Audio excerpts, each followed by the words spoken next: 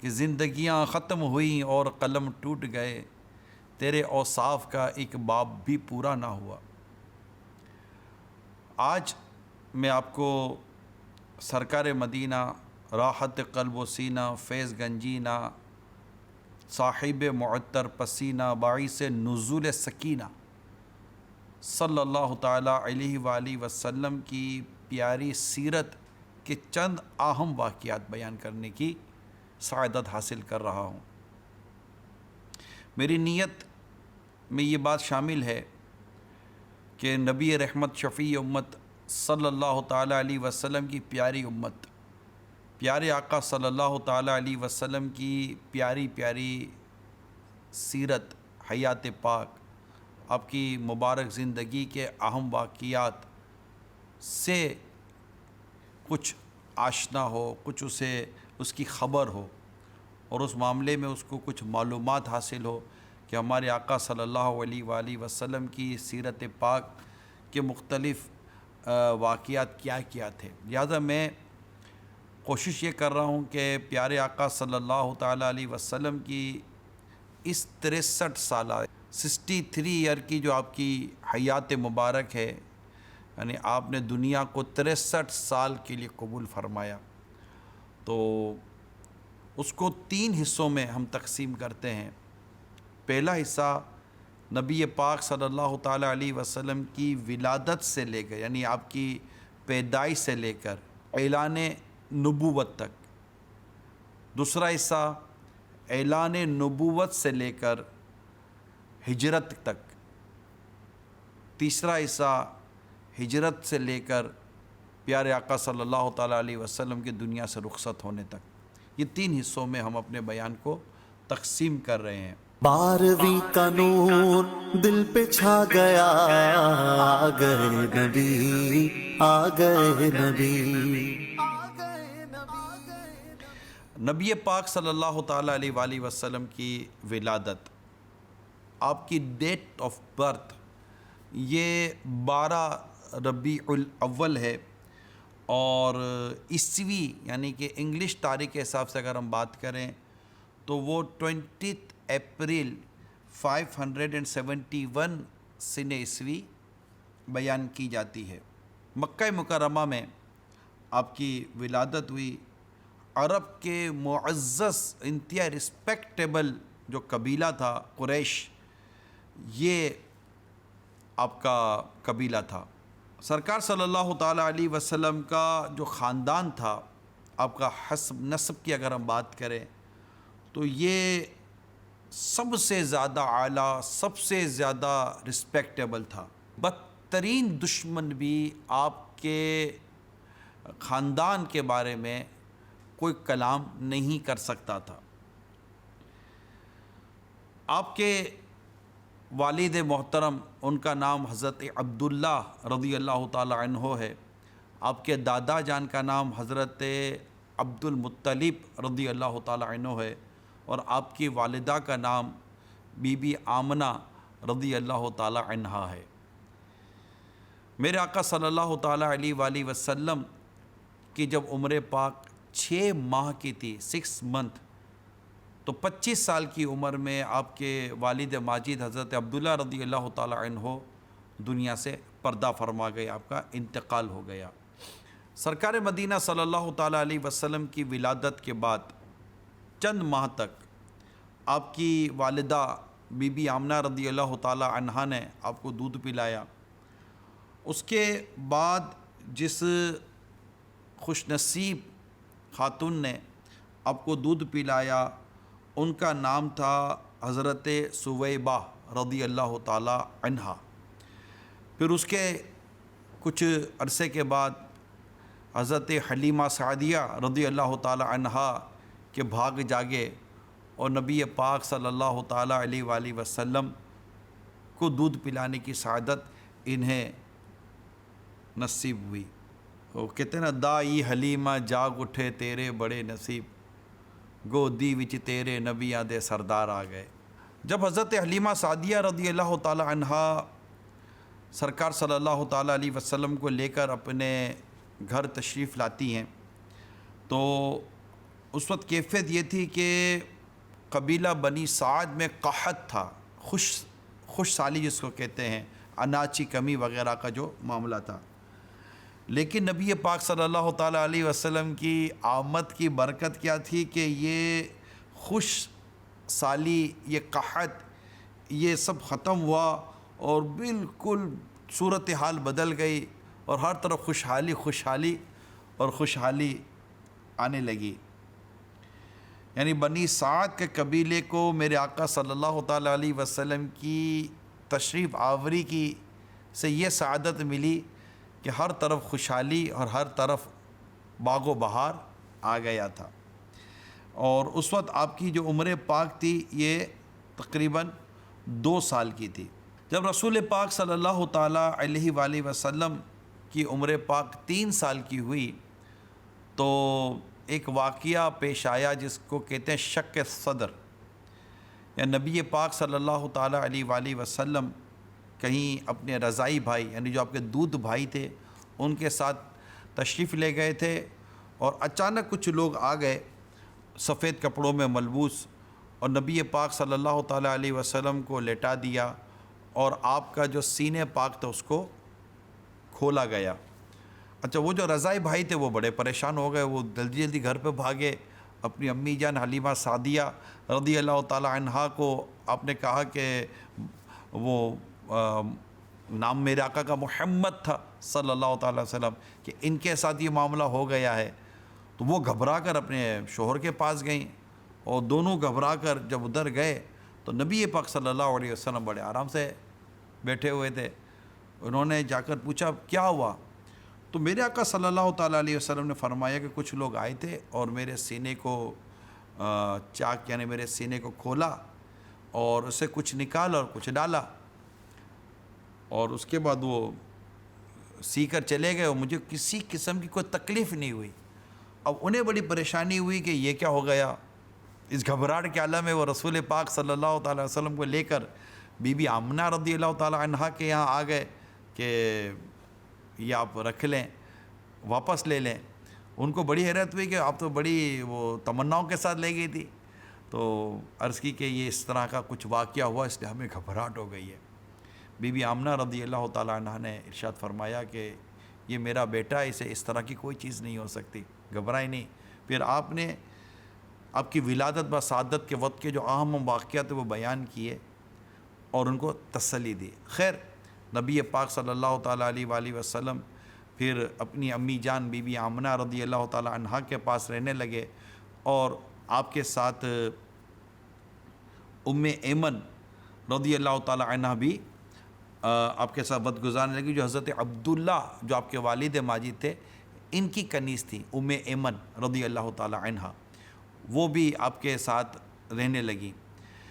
پھر آگے بڑھتے ہیں تو رسول پاک صلی اللہ تعالیٰ علیہ وآلہ وسلم کی جو عمر پاک تھی، جب وہ 6 سال تک جب آپ کی عمر مبارک پہنچی تو حضرت بی بی آمنہ رضی اللہ تعالیٰ عنہ اور حضرت ام ایمن رضی اللہ تعالیٰ عنہ یہ آپ کو لے کر مدینہ منورہ وہ گئے، اور وہاں تقریباً 1 ماہ ان کا قیام رہا۔ واپسی میں حضرت بی بی آمنہ رضی اللہ تعالیٰ عنہ کا مقام ابوا پر انتقال ہو گیا۔ اس وقت سرکار صلی اللہ تعالیٰ وسلم کی عمر تقریباً 7 سال کے آس پاس تھی۔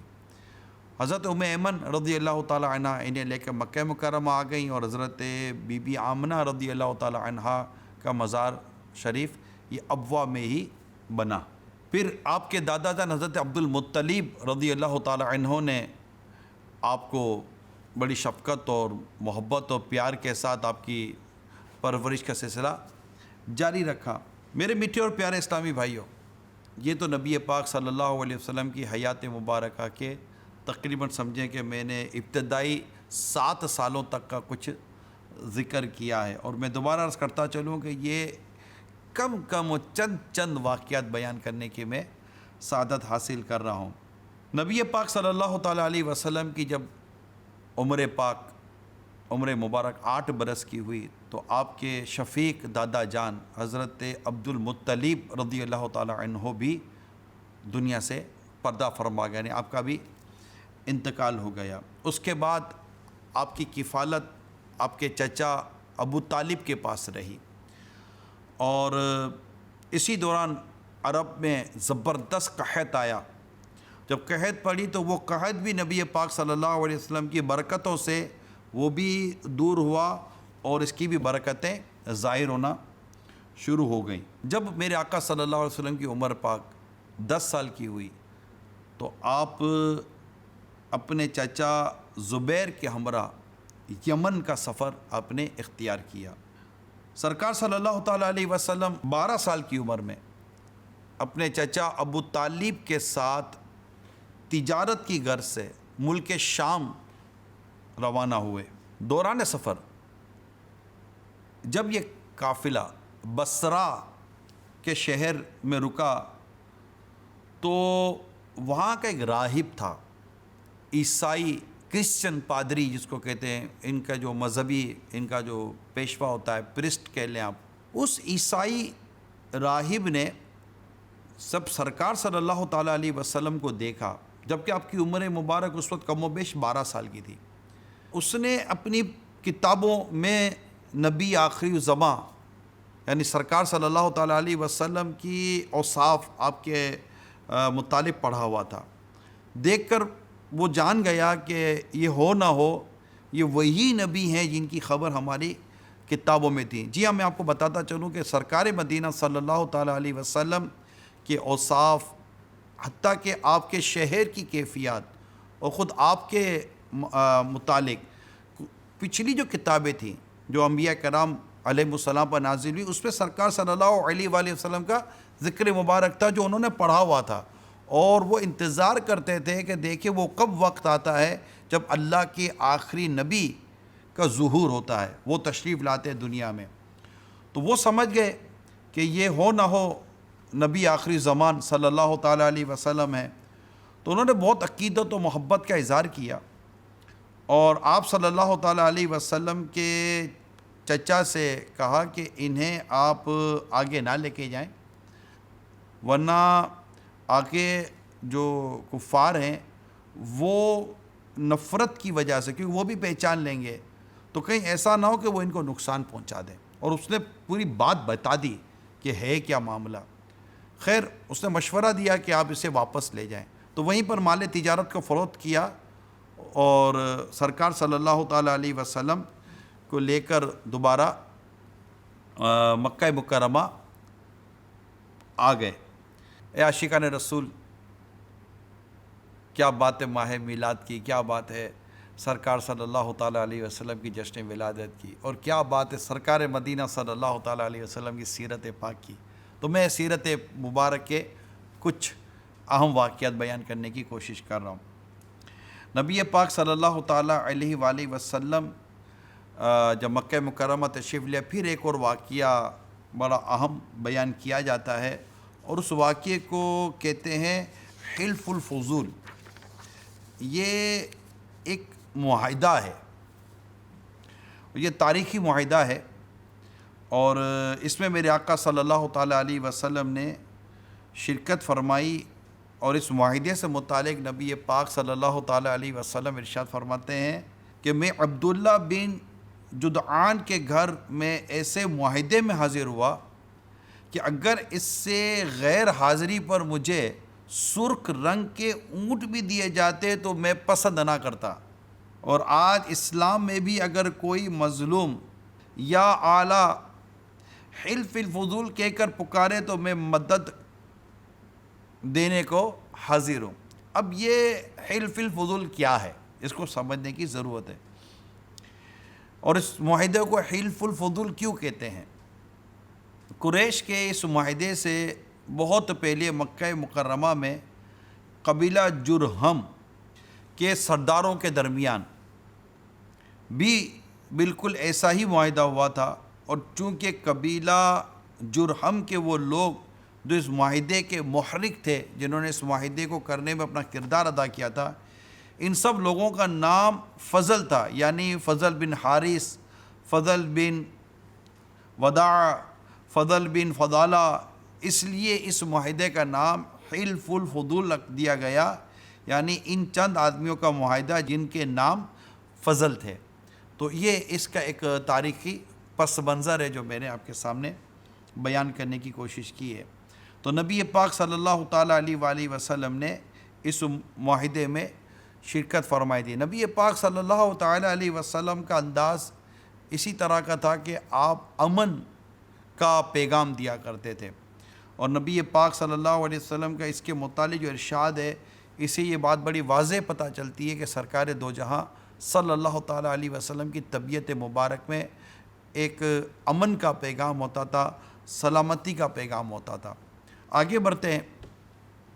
جب میرے آقا صلی اللہ تعالیٰ علیہ وسلم کی عمر مبارک 25 سال کی ہوئی، حضرت خدیجۃ الکبریٰ رضی اللہ تعالیٰ عنہا سے آپ کا نکاح ہوا۔ حضرت خدیجۃ الکبریٰ رضی اللہ تعالیٰ عنہا کے شوہر یہ انتقال کر چکے تھے۔ آپ بڑی مالدار تھیں، تو آپ کا ایک مال تجارت یہ لے کر جانا تھا۔ تو آپ کے ایک غلام تھے میسرہ، ان کو نبی پاک صلی اللہ تعالیٰ علیہ وسلم کے ساتھ اس مال تجارت کو لے کر جانے کی سعادت حاصل ہوئی۔ چونکہ نبی پاک صلی اللہ تعالیٰ علیہ وسلم ایک امین ہونے کی حیثیت سے، اور آپ کی شہرت تھی بطور امین کہ یہ امانت دار ہیں، تو آپ یہ سامان لے کر تشریف لے گئے۔ جب آپ کا غلام واپس لوٹا تو اس نے جو اخلاق اور کردار کا ذکر کیا نبی پاک صلی اللہ تعالیٰ علیہ وسلم کا، تو حضرت خدیجۃ الکبریٰ رضی اللہ تعالیٰ عنہ اتنی متاثر ہوئی کہ آپ نے نبی پاک صلی اللہ تعالیٰ علیہ وسلم کی طرف نکاح کا پیغام بھیجا۔ حالانکہ اس سے پہلے بڑے بڑے رئیس اور بڑے بڑے نامور لوگ نکاح کا پیغام بھیج رہے تھے آپ کے لیے، مگر آپ نے کسی کا پیغام قبول نہ کیا، جبکہ آپ بڑی پاک باز طاہرہ مشہور تھیں۔ تو آپ نے پیغام نبی پاک صلی اللہ تعالیٰ علیہ وسلم کی طرف بھیجا نکاح کا، اور آقا دو جہاں صلی اللہ تعالیٰ علیہ وسلم نے اس پیغام کو قبول کیا۔ نکاح کے وقت حضرت خدیجۃ الکبریٰ رضی اللہ تعالیٰ عنہا کی عمر مبارک تقریباً 40 سال کی تھی، اور نبی پاک صلی اللہ علیہ وسلم کی عمر پاک 25 سال کی تھی۔ حضرت خدیجۃ الکبریٰ رضی اللہ تعالیٰ عنہ نے تقریباً 25 سال نبی پاک صلی اللہ علیہ وسلم کی بڑی خدمت کی، جان سے، مال سے، ہر طرح سے۔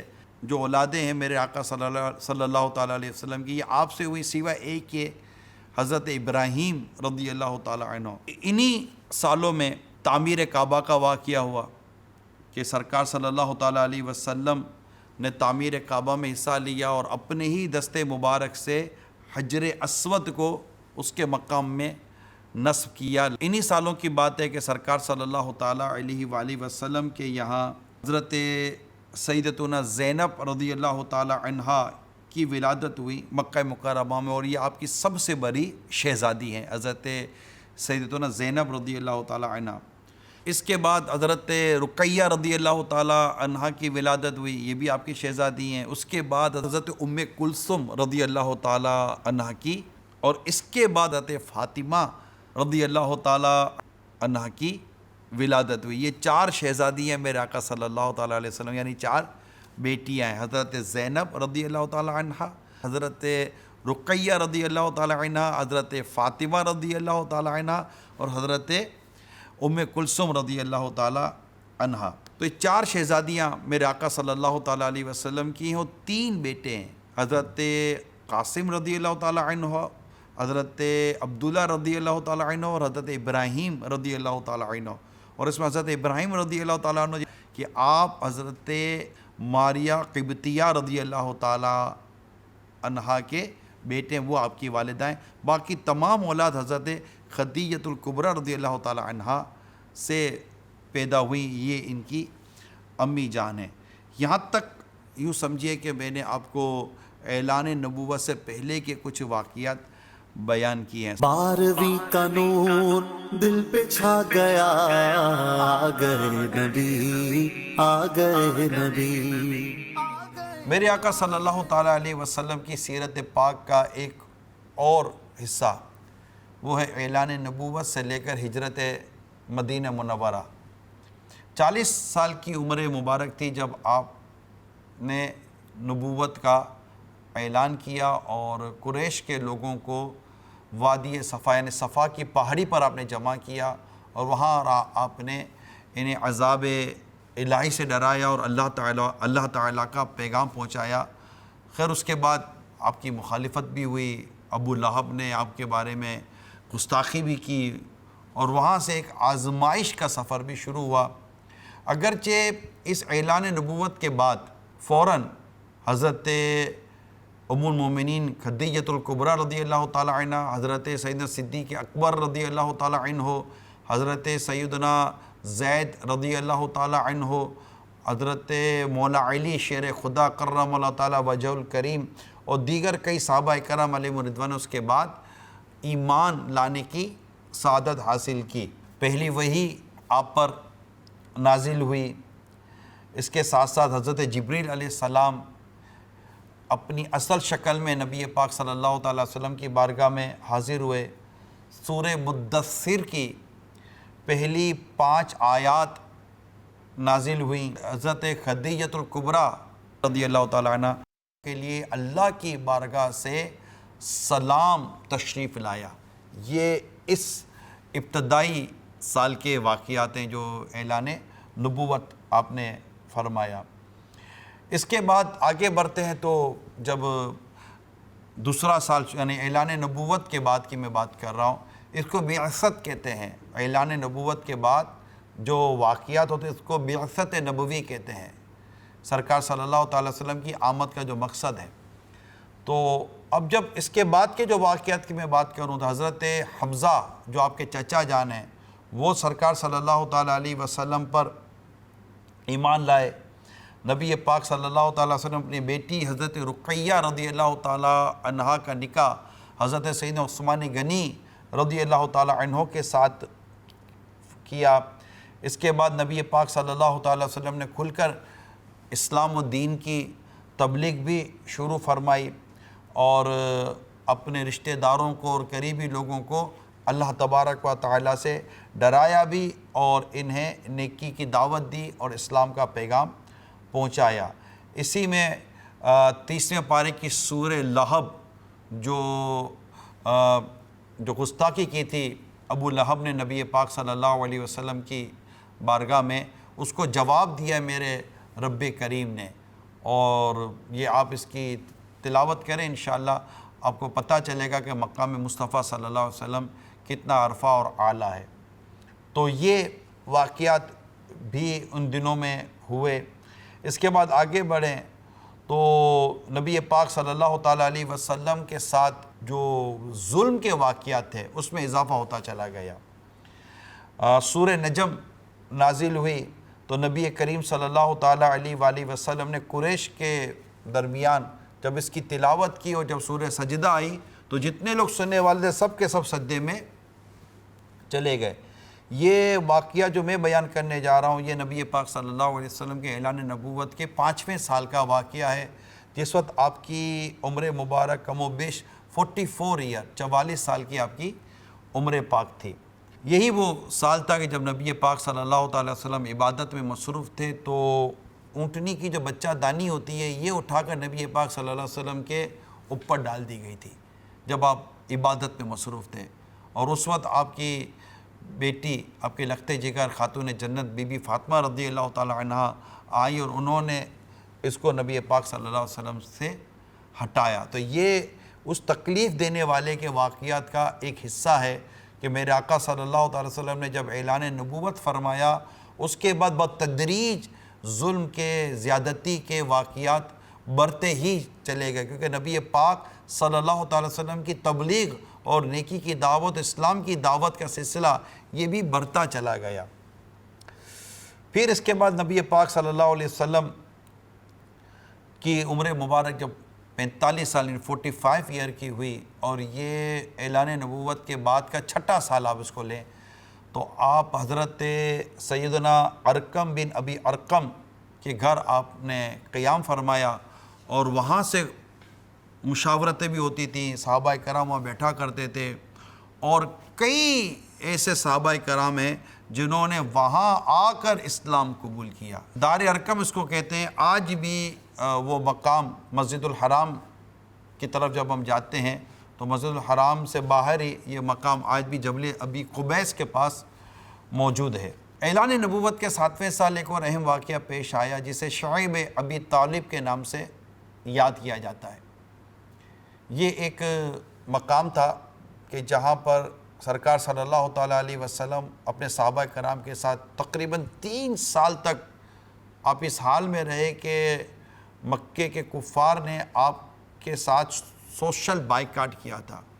وہ بڑے تکلیف کے ایام تھے اور وہ بھی گزر ہی گئے، اور پھر اللہ تبارک و تعالیٰ کی طرف سے باقاعدہ جو معاہدہ تھا اس معاہدے کو ایک دیمک نے چاٹ لیا، اور سوائے اس کے کہ چند متبرک و مقدس کلمات کے باقی سارا معاہدہ چاٹ لیا گیا تھا، یعنی وہ ادھر سے ختم کر دیا گیا تھا، اور پھر وہ بائیکاٹ ختم ہوا۔ اس کی پوری ایک تفصیل ہے جو سیرت کی کتاب میں آپ پڑھ سکتے ہیں۔ 7ویں سال ہی میرے آقا صلی اللہ تعالیٰ علیہ وآلہ وسلم، یعنی اعلان نبوت کے 7ویں سال ہی سرکار صلی اللہ تعالیٰ علیہ وآلہ وسلم سے یوں سمجھیے کہ دلیل جب مانگی گئی کہ آپ اللہ کے نبی ہیں، دلیل پیش کریں، تو وہ وقت تھا جب نبی پاک صلی اللہ تعالیٰ علیہ وسلم نے چاند کے 2 ٹکڑے کر دیے تھے۔ جی ہاں، یہ اعلان نبوت کا 7واں سال تھا، لیکن یہ کہ اب جس کے مقدر میں ایمان تھا ہی نہیں، تو وہ اتنا عظیم معجزہ دے کر کہ چاند کے 2 ٹکڑے کر دیے میرے آقا صلی اللہ علیہ وآلہ وسلم نے چاند کی طرف اشارہ کر کے، اور اس کے باوجود بھی جو ایمان نہ لانے والے تھے وہ ایمان نہ لائے۔ تو یہ واقعہ بھی 7ویں سال اعلان نبوت کے بعد، یعنی 7، 8، 9 میں یہ سارے واقعات پیش آئے، جس میں شعیب ابی طالب کا واقعہ بھی ہے، اور معجزہ شق قمر کہلاتا ہے، شق القمر، چاند کے 2 ٹکڑے ہونے کا واقعہ۔ اور یہی وہ سال تھے جس میں آپ نے رومیوں کے فارس پر غالب آ جانے کی خبر دی تھی، اور یہ خبر بھی سچی ثابت ہوئی۔ اس کے بعد اعلان نبوت کا 10واں سال حضرت ام المومنین خدیجۃ الکبریٰ رضی اللہ تعالی عنہا کا انتقال ہوا۔ حضرت عائشہ صدیقہ رضی اللہ تعالی عنہا اور حضرت سودا رضی اللہ تعالی عنہا سے آپ نے نکاح کیا۔ یہ یاد رکھیے کہ جب تک حضرت خدیجۃ الکبریٰ رضی اللہ تعالی عنہا حیات تھیں، میرے آقا صلی اللہ تعالی وسلم نے دوسرا نکاح نہیں کیا تھا ان کے علاوہ۔ جو نکاح ہوئے وہ آپ کے انتقال کے بعد ہوئے۔ اس کے بعد میرے آقا صلی اللہ علیہ وسلم نے طائف کی طرف سفر کیا، جہاں آپ کو بے حد تکلیف پہنچائی گئی، اور طائف سے واپسی جب آپ کی ہو گئی تو اس میں یہ واقعہ ہوا کہ قرآن کریم کی تلاوت سن کر 7 جنات اسلام لے آئے۔ یہ طائف سے واپسی کے وقت کا واقعہ ہے جو اعلان نبوت کے 10ویں سال ہوا۔ اگر ہم آگے جاتے ہیں تو بیعت عقبہ اولیٰ کا واقعہ ہوا۔ بیعت عقبہ اولیٰ کیا ہے؟ حج کے موقع پر مدینہ منورہ کے 12 لوگوں نے عقبہ کہتے ہیں گھاٹی کو، جہاں آج مسجد عقبہ قائم ہے، کہ ہاں سرکار صلی اللہ تعالیٰ علیہ وسلم کے دست مبارک پر اسلام قبول کیا، اور حضور صلی اللہ تعالیٰ علیہ وسلم سے وہ بیعت ہوئے تھے۔ تاریخ اسلام میں اس بیعت کو بیعت عقبۃ الاولیٰ کے نام سے یاد کیا جاتا ہے، کہ یہ پہلی یہ بیعت تھی۔ عقبہ یاد رکھیے کہ عقبہ ایک گھاٹی کو کہتے ہیں۔ پھر سرکار صلی اللہ تعالیٰ علیہ وآلہ وسلم نے حضرت مصعب بن عمیر رضی اللہ تعالیٰ عنہ کو مدینہ منورہ اسلام کی دعوت کے لیے روانہ فرمایا، اور یہ اسلام کے پہلے سفیر کہلائے، حضرت سیدنا مصعب بن عمیر رضی اللہ تعالیٰ عنہ۔ اچھا، آگے جائیں تو نبی پاک صلی اللہ تعالیٰ علیہ وسلم کو معراج بھی انہی سالوں میں ہوئی۔ طائف کے بعد پھر معراج کا واقعہ ہوا ہے، اور نبی پاک صلی اللہ تعالیٰ علیہ وسلم کو آسمانوں کی سیر کرائی گئی، یعنی مسجد الحرام سے مسجد اقصیٰ تک کا سفر، پھر آگے کا سفر، پھر آگے کا سفر، اور پھر لامکان تک پہنچے اور اپنے سر کی آنکھوں سے اپنے رب کریم کا دیدار کیا۔ وہی لا مکاں کے مکی ہوئے، سر عرش تخت نشیں ہوئے، یہ نبی ہیں جس کے ہیں یہ مقام، وہ خدا ہے جس کا مکان نہیں۔ صلو علی الحبیب صلی اللہ تعالی علی محمد۔ تصور کیجئے وہ کیسی گھڑی ہوگی جب سرکار صلی اللہ تعالی علیہ وسلم کو معراج کا مژدہ، معراج کی خوشخبری سنائی گئی ہوگی۔ یعنی کہ آپ غور کریں کہ اس سے پہلے ام المومنین خدیجۃ الکبریٰ رضی اللہ تعالی عنہ کا انتقال بھی ہو گیا، ابو طالب جو آپ کے چچا تھے وہ بھی دنیا سے چلے گئے، اور اس کے بعد طائف کا واقعہ بھی پیش آیا جو بڑا مطلب کہ تکلیف دہ واقعہ تھا، اور اس کے بعد جب معراج کی خوشخبری ملی کہ اللہ تعالیٰ نے سرکار صلی اللہ تعالیٰ علیہ وسلم کو اپنے دیدار کے لیے بلایا، اور وہ ہے نا کہ تبارک اللہ شان تیری، تجھی کو زیبا ہے بے نیازی، کہیں تو وہ جوش لن ترانی، کہیں تقاضے وصال کے تھے۔ صلو علی الحبیب صلی اللہ تعالی علی محمد۔ کیا بات ہے واقعہ معراج کی۔ خیر،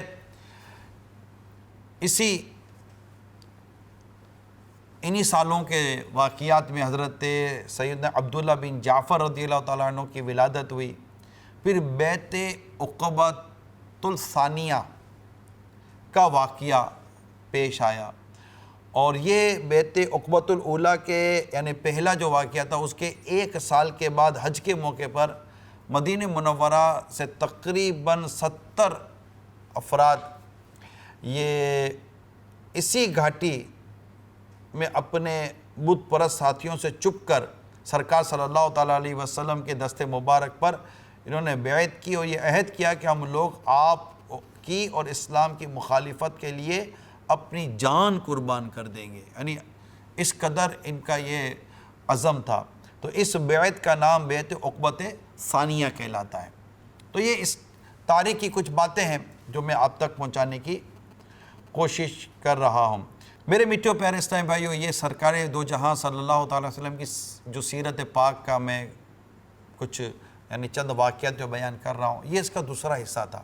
پہلا حصہ تھا سرکار صلی اللہ تعالیٰ علیہ وسلم کی ولادت سے اعلان نبوت تک، پھر اعلان نبوت سے ہجرت تک۔ 12ویں کا نور دل پہ چھا گیا، آ گئے نبی، آ گئے نبی۔ اب جو میں بیان کرنے جا رہا ہوں یہ 13واں سال، یعنی یہ 12 اعلان نبوت کے 12ویں سال تک کا تو میں نے آپ کو بیان کر دیا۔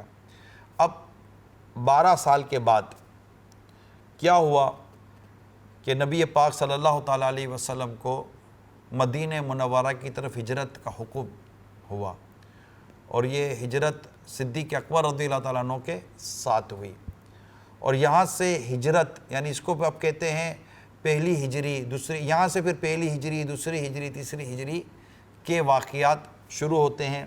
اس وقت نبی پاک صلی اللہ تعالیٰ علیہ وسلم کی عمر مبارک کم و بیش 52 سال کی 52 ایئر کی تھی۔ اس کے سفر کے دوران بھی سراقہ بن مالک جو آپ کے قتل کے ارادے سے تھا اور اس کو ناکامی ہوئی، غار ثور میں قیام کا واقعہ بھی پیش آیا، ام معبد کے خیمہ کے پاس سے گزرنے کا واقعہ پیش آیا۔ ان سب کی تفصیل سیرت کی کتابوں میں موجود ہے۔ قباء مسجد کی بنیاد رکھی گئی مدینہ منورہ داخل ہونے سے پہلے۔ جمعہ کے روز مدینہ منورہ آپ کی تشریف آوری ہوئی۔ حضرت ابو ایوب انصاری رضی اللہ تعالیٰ عنہ کے گھر تقریباً 7 ماہ تک میرے آقا صلی اللہ تعالیٰ وسلم کا قیام رہا۔ مسجد نبوی ازواج مطہرات کے حجروں اور مہاجرین کے مکانات کی ان دنوں میں تعمیر ہوئی۔ انہی دنوں میں میرے آقا صلی اللہ تعالیٰ علیہ وسلم نے مہاجرین اور انصار کا بھائی چارگی کا رشتہ قائم کیا۔ جو ہجرت کر کے مدینہ منورہ آئے تھے وہ مہاجر کہلائے، جو مدینہ منورہ میں تھے وہ انصار۔ انصار کہتے ہیں مددگار کو۔ اچھا، اب اس کے بعد عائشہ صدیقہ رضی اللہ تعالیٰ عنہ کی رخصتی ہوئی۔ مکہ مکرمہ میں نکاح ہوا تھا لیکن رخصتی مدینہ منورہ میں ہوئی۔ یہ ہجرت کے پہلے سال کے کچھ واقعات میں نے آپ کو بیان کیے۔ اب چلتے ہیں ہجرت کے دوسرے سال کی طرف۔ صلو علی الحبیب صلی اللہ تعالی علی محمد۔ رمضان المبارک میں حضرت بی بی فاطمہ رضی اللہ تعالی عنہا اور حضرت مولا علی کرم اللہ تعالی وجہ الکریم کا نکاح ہوا۔ اس کے علاوہ رمضان المبارک کے روزے فرض ہونا، زکوٰۃ کی فرضیت، عیدین کی نماز، قربانی کا حکم، یہ سب ہجرت کے دوسرے سال کے واقعات ہیں۔ رسول کریم صلی اللہ تعالیٰ علیہ وسلم کی شہزادی حضرت رقیہ رضی اللہ تعالیٰ عنہا کا انتقال ہوا۔ سرکار صلی اللہ تعالیٰ علیہ وسلم کی شان پاک کے کیا کہنے کہ ہجرت کا دوسرا سال تھا جب وہ آیت کریمہ نازل ہوئی، جس کو آیت درود بھی کہا جاتا ہے، درود و سلام۔ ان اللہ و ملائکتہ یصلون علی النبی یا ایہا الذین آمنوا صلو علیہ وسلموا تسلیما۔ ہجرت کا دوسرا سال غزوہ بدر ہوا، آپ کی شہزادی حضرت رقیہ رضی اللہ تعالیٰ عنہ کا انتقال ہوا۔ ہجرت کے تیسرے سال کی بات کریں جب نبی پاک صلی اللہ علیہ وسلم کی عمر مبارک کم و بیش 54 سال کی تھی، حضرت امام حسن مجتبیٰ رضی اللہ تعالیٰ عنہ جو میرے آقا کے نواسے ہیں، ان کی ولادت ہوتی ہے۔ غزوہ احد یہ بھی ہجرت کے تیسرے سال ہوا۔ حضرت بی بی رقیہ یعنی سرکار صلی اللہ تعالیٰ علیہ وسلم کی شہزادی تھی حضرت رقیہ رضی اللہ تعالیٰ عنہ، ان کے انتقال کے بعد میرے آقا صلی اللہ تعالیٰ علیہ وسلم کی بیٹی حضرت ام کلثوم کا نکاح حضرت عثمان غنی رضی اللہ تعالیٰ عنہ سے ہوا۔ یہ ہجرت کا تیسرا سال تھا۔ یوں دو شہزادی حضرت عثمان غنی رضی اللہ تعالیٰ عنہ کے نکاح میں آئیں۔ نور کی سرکار سے پایا دوشالہ نور کا، ہو مبارک تم کو ذوالنورین جوڑا نور کا۔ دو بیٹیاں یکے بعد دیگر حضرت عثمان غنی رضی اللہ تعالیٰ عنہ کے نکاح میں آئیں۔ یہ اب ہجرت کا چوتھا سال جب میرے آقا صلی اللہ علیہ وسلم کی عمر مبارک کم و بیش 55 سال کی تھی، حضرت ام المومنین زینب رضی اللہ تعالیٰ عنہا کا انتقال ہوا۔ سرکار صلی اللہ تعالیٰ علیہ وآلہ وسلم نے حضرت ام سلمہ رضی اللہ تعالیٰ عنہا سے نکاح فرمایا۔ اسی سال چند غزوات ہوئے اور غزوہ ذات الرقاع جس میں پہلی بار نماز خوف ادا کی گئی، حالات سفر میں نماز قصر کرنے کا بھی اسی سال حکم نازل ہوا۔ اس کے بعد ہجرت کے 5ویں سال کا اگر ہم اہم واقعے کی طرف بیان کروں، ہر واقعہ اہم ہی ہوتا ہے لیکن میں چند ایک واقعات بیان کر رہا ہوں، تو واقعہ افک یعنی نبی پاک صلی اللہ تعالیٰ علیہ وسلم کی زوجہ ام المومنین حضرت سیدتنا عائشہ صدیقہ رضی اللہ تعالیٰ عنہ پر جو منافقین نے تہمت لگائی تھی، بہتان لگایا تھا، جس کو افک کے نام سے بیان کیا گیا، سورہ نور کی آیت نمبر 11 میں اس کا بیان موجود ہے۔ یہ واقعہ ہجرت کے 5ویں سال پیش آیا۔ ویسے اب سورہ نور کو اگر آپ پڑھ لیں تو انشاءاللہ بہت ساری باتیں آپ کے سامنے آ جائیں گی۔ اسی سال حد قذف کا حکم بھی نازل ہوا، یعنی کسی پر بدکاری کی تہمت لگانے کی سزا، یہ بھی ہوئی۔ اسی طرح لعان و زہار یہ ایک اصطلاح ہے، ٹرمینالوجی ایک اسلامک، اس کا بھی آپ کو انشاءاللہ قرآن میں حدیث میں اس کے واقعات ملیں گے۔ ان کے احکام نازل ہوئے۔ تیمم کی آیت بھی 5ویں ہجری کے 5ویں سال نازل ہوئی۔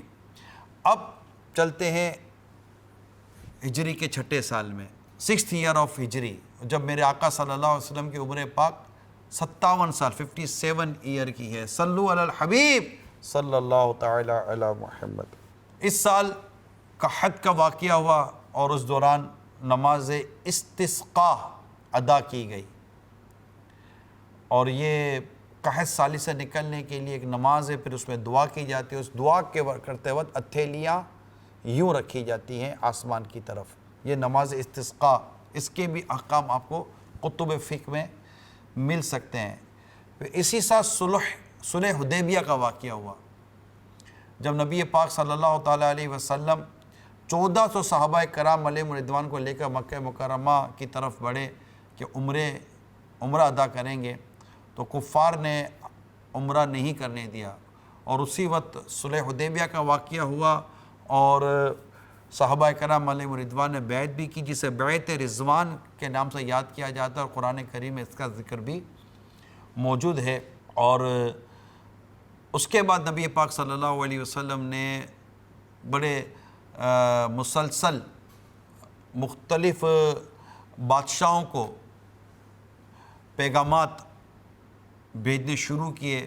خط و کتابت کا سلسلہ ہوا، مکتوب کہتے ہیں، آپ گئے وہ لے کے اس کا سلسلہ شروع ہوا، اور اس سے اسلام و دین بہت آگے کی طرف بڑھتا چلا گیا. سورہ فلق اور سورہ ناس نازل ہوئیں، اور اس کے پیچھے بھی پورا ایک واقعہ ہے. انشاءاللہ جو قرآن کریم ہے اس کو پڑھیں گے تو آپ کو تفسیر صراط الجنان کا مطالعہ کریں تو اس کا بھی آپ کو وہاں پر اس کے شان نزول میں بہت ساری معلومات حاصل ہوں گی. پھر اس کے بعد نبی پاک صلی اللہ علیہ وسلم کا گزر مقام ابوا سے ہوا، اور وہاں آپ نے اپنی امی جان حضرت بی بی آمنہ رضی اللہ تعالی عنہا کے مزار پر آپ جلوہ فرما ہوئے. ایک بھیڑیے نے میرے آقا صلی اللہ علیہ وسلم کی رسالت کی گواہی تھی. نماز خوف کا حکم بھی اسی سال نازل ہوا. اور میں یہی بتاتا چلوں کہ بیعت رضوان کے وقت جب یہ صلح حدیبیہ کا واقعہ ہوا اور وہاں پانی کی قلت ہوئی تو اسی سال نبی پاک صلی اللہ تعالیٰ علیہ وسلم کی انگشت مبارک سے یعنی انگلیاں مبارک سے پانی کے چشمے جاری ہوئے تھے، اور 1400 صحابہ کرام علیہم رضوان نے سیر ہو کر پانی پیا، اور پھر اس کی بڑی برکتیں تھیں. یہ تو کئی معجزات ہیں آپ کی حیات مبارک میں جن کو میں یہاں پر بیان کروں تو ظاہر ہے کہ پھر اس کے لیے بڑا وقت چاہیے. تو انشاءاللہ آپ یہ کتاب سیرت مصطفیٰ میرے ساتھ رکھی ہوئی ہے، اس کو ضرور پڑھ لیں. اس میں انشاءاللہ عز و جل بڑی تفصیل بھی مل جائے گی اور بڑے معجزات پڑھنے کے بھی آپ کو سعادت نصیب ہوگی. میٹھے میٹھے پیر پر اس ٹائم بھائیو ہجرت کا 7واں سال واقع خیبر ہوا، اور نبی پاک صلی اللہ تعالیٰ علیہ وسلم کے کئی معجزات اس سال ظاہر ہوئے. مثلاً 2 بکریوں کو 1700 لوگوں نے اس کو کھایا اور پیٹ بھر کر کھانا کھایا.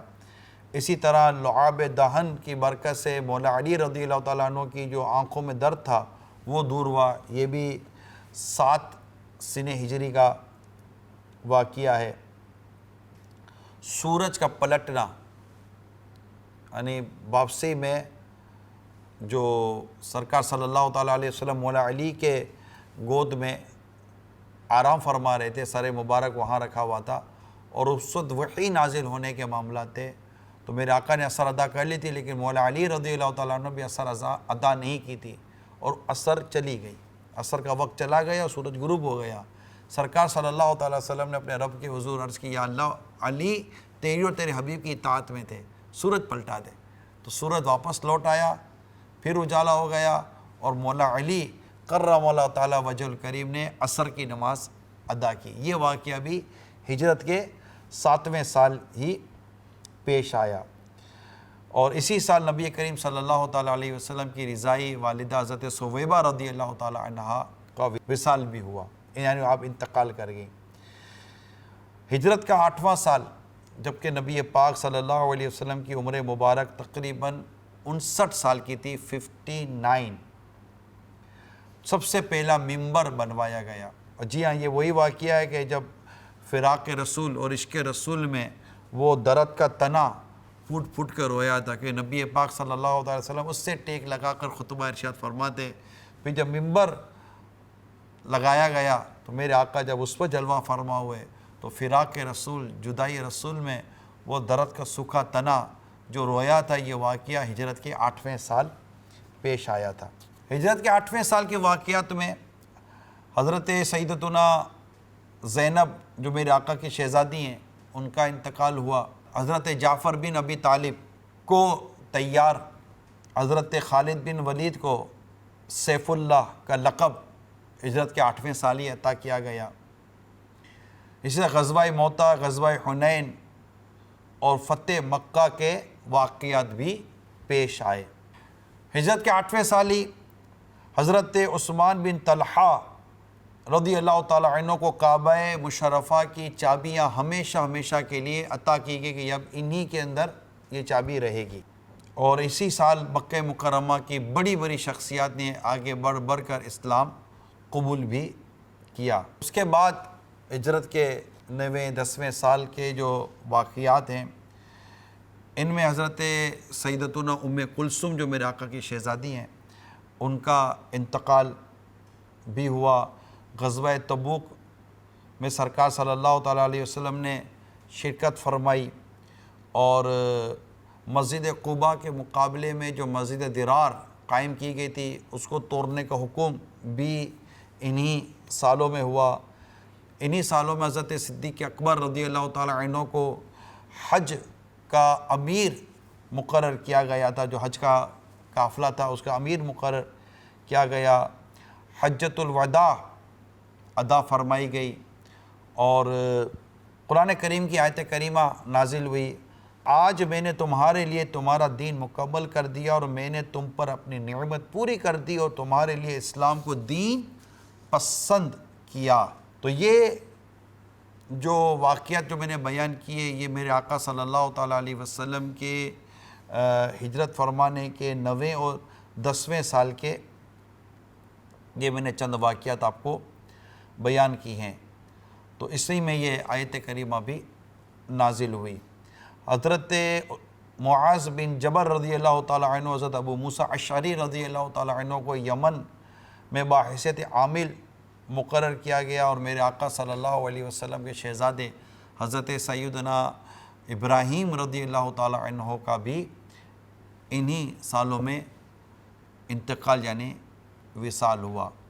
اور اس کے بعد عمر مبارک کا 63واں سال تھا، اور ہجری کا یہ 11واں سال تھا۔ میرے آقا صلی اللہ تعالیٰ علیہ وآلہ وسلم کی بارگاہ میں مرض نے حاضری دی، اور یہ مرض وصال تھا۔ حضرت اسامہ بن زید رضی اللہ تعالیٰ عنہ کو جس لشکر کا امیر بنایا وہ لشکر تیار تھا۔ 12 ربیع الاول کو 11 سن ہجری کو اس لشکر نے روانہ ہونا تھا، مگر نبی پاک صلی اللہ علیہ وسلم کی جو بیماری تھی اس کی وجہ سے یہ قافلہ بھی رکا، یہ لشکر بھی رکا، اور نبی پاک صلی اللہ علیہ وسلم ہجرت کے 11ویں سال 63 برس کی یعنی 63 سال کی عمر میں ربیع الاول کے مہینے میں میرے آقا صلی اللہ علیہ وسلم نے پردہ فرمایا، دنیا سے رخصت ہوئے۔